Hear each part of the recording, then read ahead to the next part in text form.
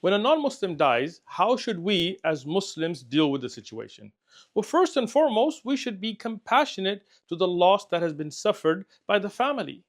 And Allah tells us in the Quran that Allah does not forbid you from dealing kindly and fairly with those that don't fight you, those that don't drive you out of your homes, and so on. And the Prophet ﷺ was a perfect example of this in his life. When he saw a young Jewish boy sick, he went to go visit him and gave him da'wah. When he saw the funeral of a Jewish man, he stood up to show compassion. And when the Sahaba, the companions, asked him, sallallahu alaihi wasallam, he said, "Isn't that a human being, a nafs that has died?" That is how we should act.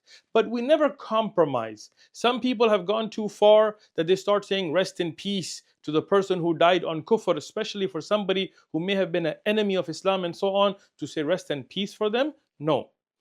Even the uncle of the Prophet sallallahu alaihi wasallam, Abu Talib, who supported the Prophet, peace be upon him, but when he died on kufr and the Prophet sallallahu alaihi wasallam wanted to pray for him, Allah revealed ayat in the Quran saying it is not befitting for the Prophet or the believers to seek forgiveness or pray for those who died as polytheists, even if they're close relatives. So we never compromise, we don't sell out, we stand firm on our aqidah, but we are compassionate.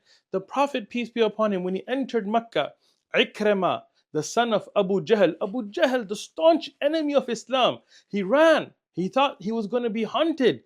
But when Hakim, the wife of Ikrimah, asked for security and safety and forgiveness for Ikrimah, the Prophet ﷺ granted it. And Nisai has authentically reported. And when Ikrimah came, the Prophet ﷺ greeted him and gave him the da'wah until he became a Muslim and a great warrior for Islam.